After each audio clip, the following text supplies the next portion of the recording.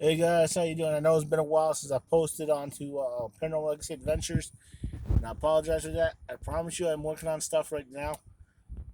Just be patient with me. Uh, in fact, this video is actually the reason I'm posting it now. Um, it's an interesting subject because it kind of deals with both the paranormal aspect and the actual investigation, like uh, the legal investigation of what happened. And I know this is going to rack up to one of the conspiracy theories out there or whatnot, but I'm pretty sure y'all have heard is ran to the mill about the Elisa Lam incident in LA, California. Um, there's a lot of mysterious questions, a lot of unanswered questions of what happened to her, why was it labeled a suicide when there's too many things that did not add up, which I agree with. I mean, there are questions for us that need answers. So this video, what I'm about to discuss right now, is a little bit different because it doesn't go directly towards the paranormal, but at the same time, kind of does because um, people still go to what's now called Stay on Main, formerly famously known as the Cecil. Uh, they've done investigations, and some still do investigations there. Now, here's something I was looking at, and I've studied the reports. I studied the coroner's report. Um, I've studied the video. I've looked at her Tumblr, and I went over this and went over this and went over this, and I was thinking, you know, how if someone was going to do this to her, who could it have been? Who was the suspect? How did it all go down? What the events led? And I came up with an interesting theory. Um, and this is just a theory, okay? There's not really anything to back it up. You know, I don't want to say yet, but I mean, if this could lead into somebody looking at some other things, that'd be cool. Pretty sure it won't. I'll be locked. Like I said, it'll be marked off as not a conspiracy theory and probably thrown in the back of the files and way not be what it may be. Um, but I came to the conclusion that if, as the majority believe, she was murdered, this was done by a evil yet brilliant serial killer. This isn't nothing to do with the musician Morbid. Nothing to do with anybody following her on Tumblr. Uh, no classmates. All those theories, not the mafia. Um, and I'll tell you how I came up with this theory. I'm sitting there and I'm looking, and a thought came to mind that sometimes some platforms you don't even have to be a member, and you can see some of these people's pages. And with everything that Lisa was putting down, I'm wondering if someone was, well, I'm not sure what the real term is called, but I wanted to say was shadow following her. I mean, they weren't a member of Tumblr or anything like that. They weren't one of her followers, so even though they could see it, it wasn't registered as an actual follow. That means this person, from the time that they had planned this trip, that her school planned a trip from Canada to LA, was following what she had planned on doing. And I know this is sounding really far fetched. It rarely happens, But you gotta realize there have been murderers out there who have gotten away and to this day have not been caught. They have gotten away scot free. And it's it all deals with how they. I don't want to sound like I'm praising them because what they did was horrible. They were smart about it though, and that's what's. I don't like saying that. I wanted to go on record right now saying, yeah, they were smart. I'm not condoning it, all right? But those killers, I mean, the original Zodiac killer went up to a cop, told him what he had did, but had worded it in such a genuine and and, and smart way that by the time the cop realized what the guy had said to him, the Zodiac killer was already gone. The Zodiac killer told the cop what he had did and had the cop actually rush to the house to check on the victims before the cop realized what had gone on. That's an intelligent person. The Unabomber was very intelligent. Of course, he got caught. What I'm saying is, you know, these are evil people. They're not stupid, but they are evil.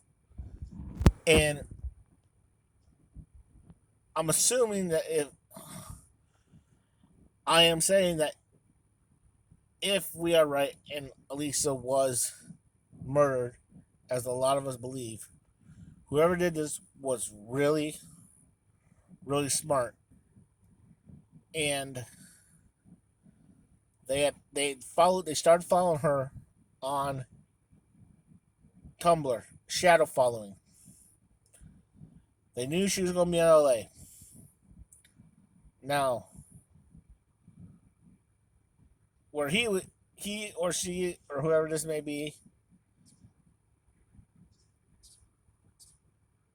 they ordered from, that's a mystery.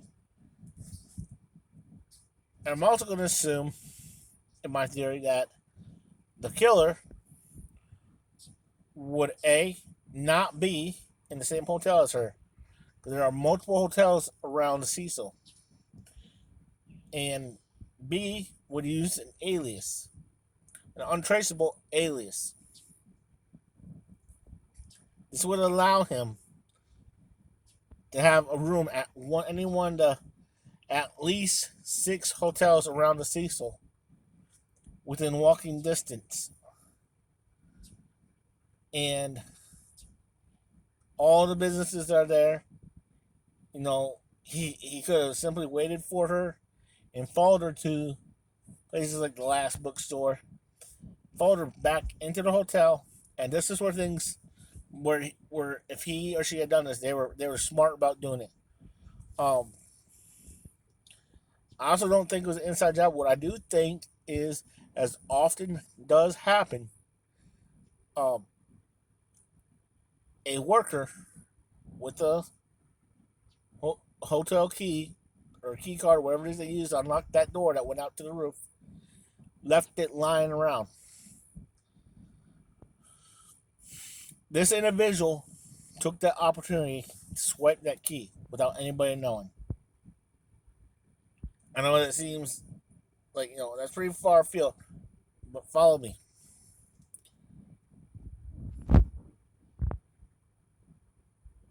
He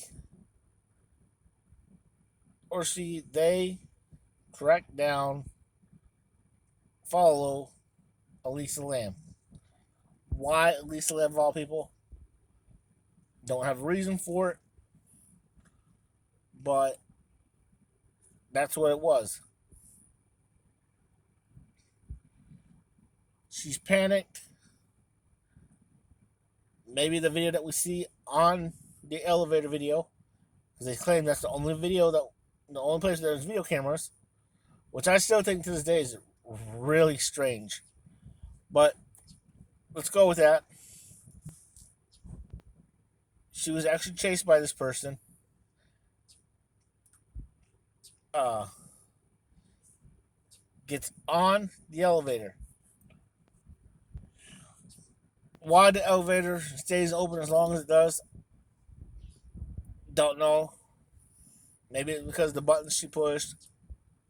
Maybe a malfunction, you know, and a malfunction at the most horrendous time to have one. She gets off. She notices the person.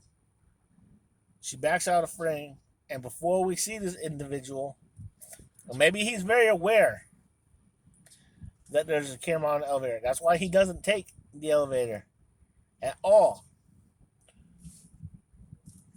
Waits for the elevator door to close, catches up to her, walks her up to the roof, to the water tank, and says whatever he has to say to make her comply to jump into the water tank. She jumps in, he closes the lid, he leaves, maybe drops the key off the same spot, somewhere else, whatever. The worker with that key finds his key, doesn't say nothing because he doesn't want to get in trouble. Killer walks out. A few weeks go by. No one can find Elisa. Also, she pops up in a water tank because the water turned black. They didn't understand what was going on. They find her body in there, and they do the report. They do the coroner's report.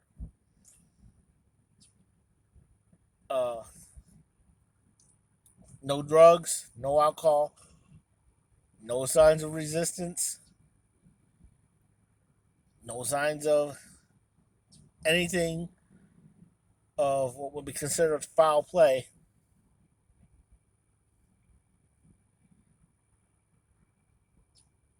And it's such a complex case, even for the LAPD, which, to be fair, LAPD,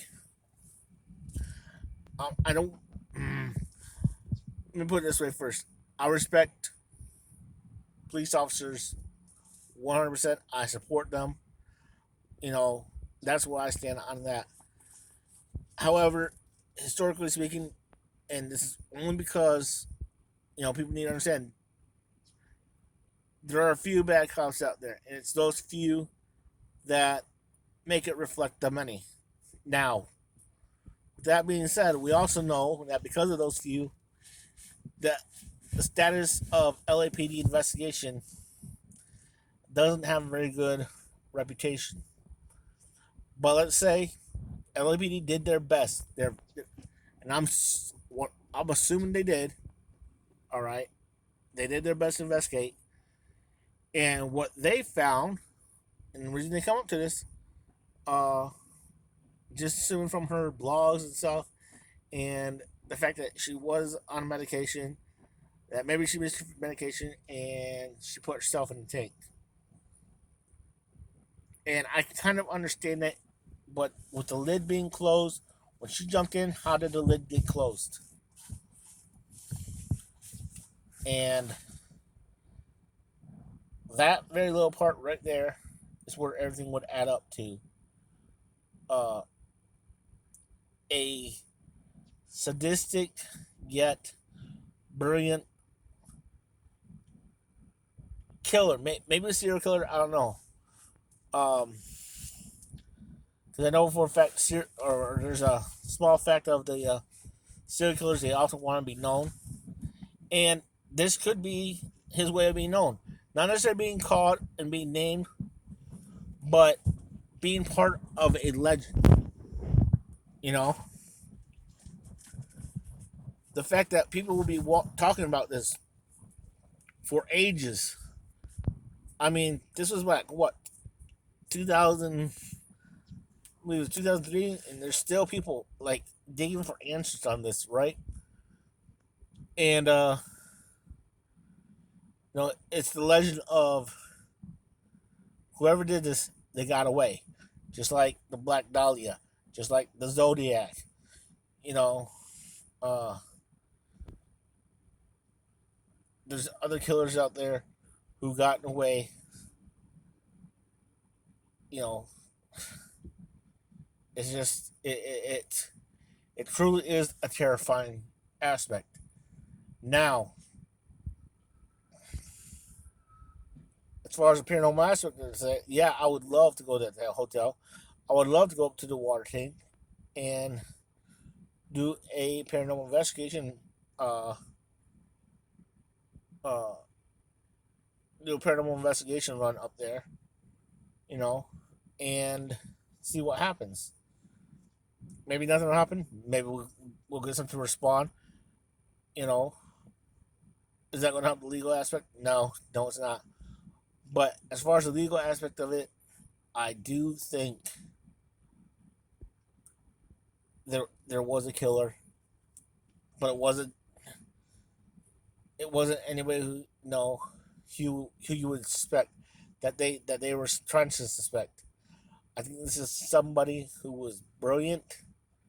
I think it's somebody who took a lot of time on planning, detailing, you know, knew where to be and when to be, and scouted to do what he wanted to do, she wanted to do, whoever it was. And they, once they accomplished it, they got out of town. Weeks went by. Now, Elisa Lam is, her case is legendary. Her incident is legendary, you know. And I'm not trying to glorify it because it's nothing to be glorified. What happened to her was a tragedy. What happened to her, it's heartbreaking.